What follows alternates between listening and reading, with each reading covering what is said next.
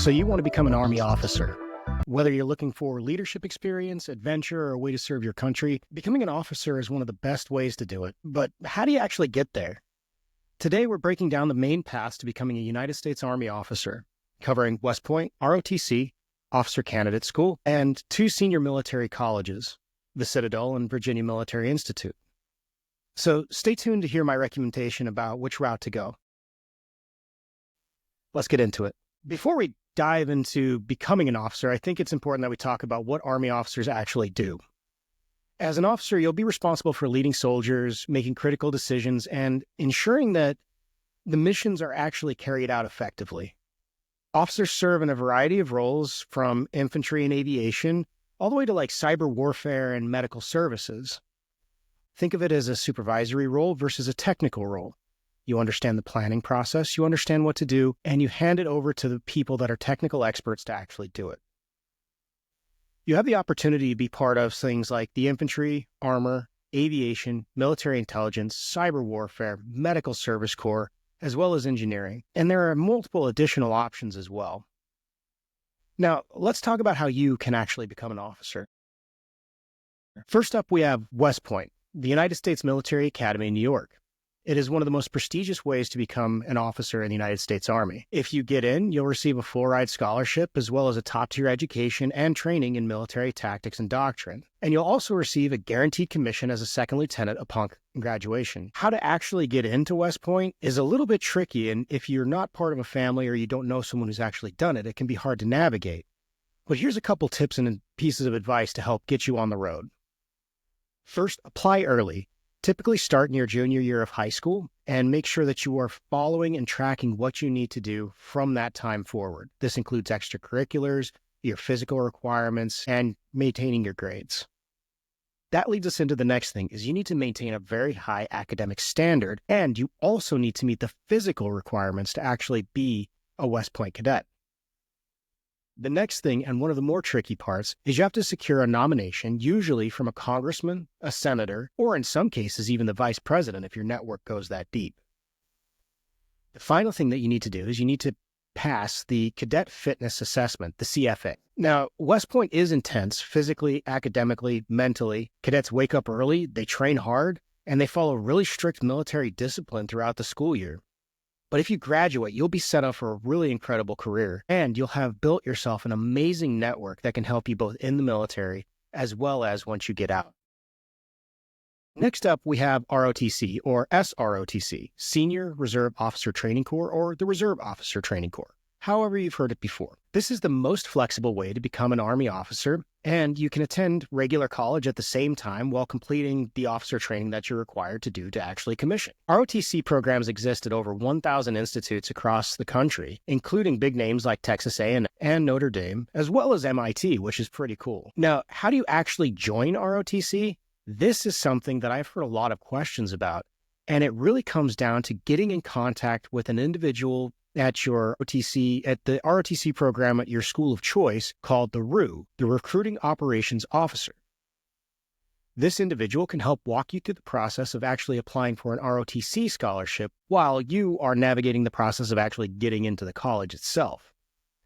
So the first thing that you have to do is you have to navigate how to actually apply for an ROTC scholarship. This is best done as a high school senior as you finish up your academics, and you need to make sure that you're also paying attention to your physical capabilities, your physical fitness. Because the next thing that you're going to have to do is pass a physical fitness test. Next, during your 4 years of college, you're going to have to take military science courses. This goes from Military Science 1, which is like Military Science 101, all the way up to Military Science 4, which is like Military Science 401. As you can tell, that means from freshman to senior year, you're continuously taking military science courses. And that's all in preparation for you to go to what's called Cadet Summer Training, CST, held at Fort Knox every summer. You'll attend Cadet Summer Training in your 3rd year of college during the summer for approximately 28 to 29 days, depending on flights and all of that. You'll go through a course that is built off of the Ranger School model. If you don't know much about Ranger School, check out my video link down below. And you go for 29 days in this program that assesses your mental, physical, and leadership capabilities and rates you against all the different cadets in the nation that are part of ROTC.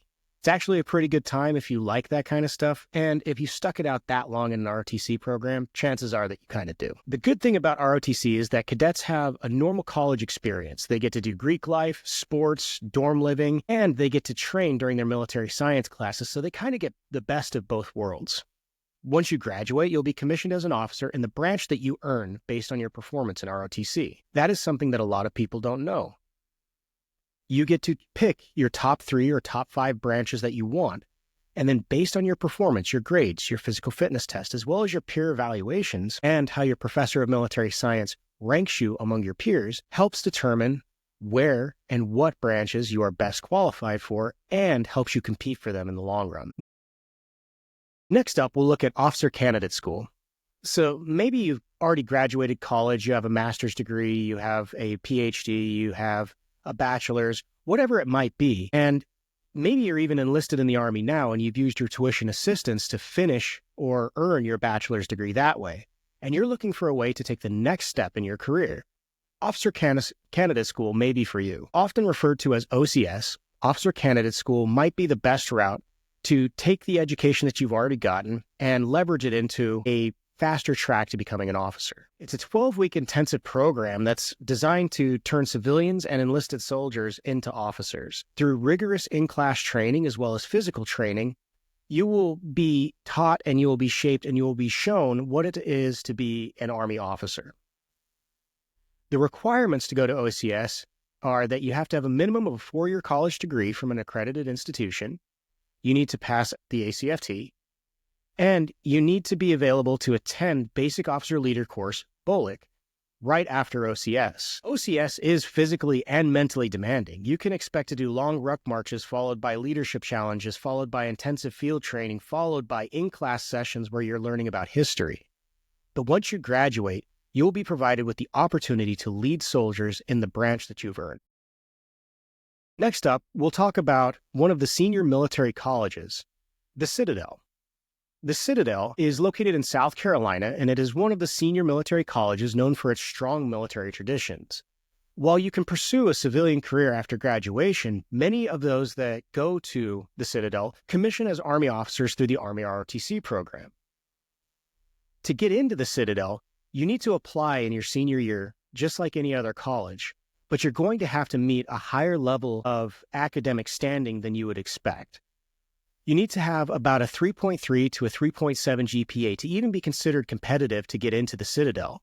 Don't let this dissuade you. You have about an 80% chance of getting in, but what you're really competing for are those full-ride scholarships in an ROTC program of your choosing.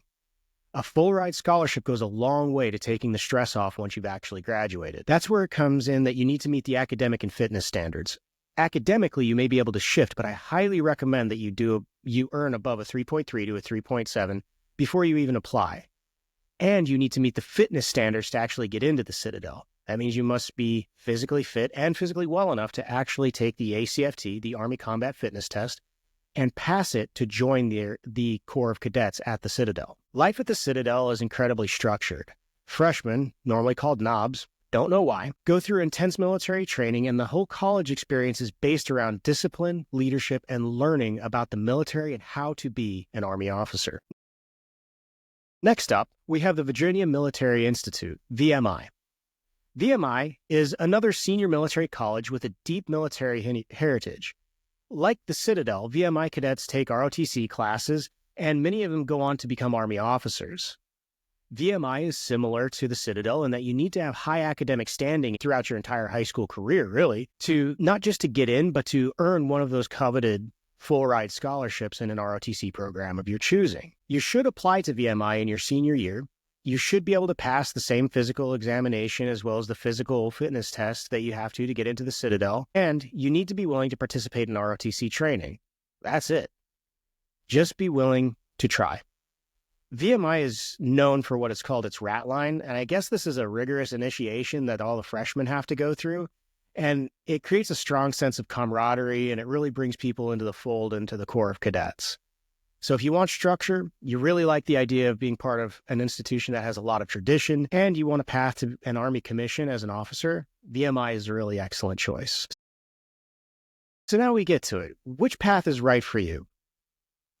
So each one of these paths has its pros and cons. If you want a fully immersive military experience, West Point is the way to go. You want to go to a balanced college life with military training, ROTC is perfect for you. If you're looking to take your degree that you've already earned and leverage it into a career change, OCS is probably the fastest way to get you there. And if you like the idea of a military-style college, but you still want some options, the Citadel and VMI might be the best bet. Whichever path you choose to becoming an Army officer, it's an incredible opportunity and way to serve. You get to lead, you get to grow, and you get to experience leading service members. If you found this video helpful, be sure to like, subscribe, comment, and hit that bell icon for more military career content. And if you have any questions, please drop them in the comments down below. I'd love to help. Thanks for watching, and I'll see you on the next one. And as always, remember, experiences will vary.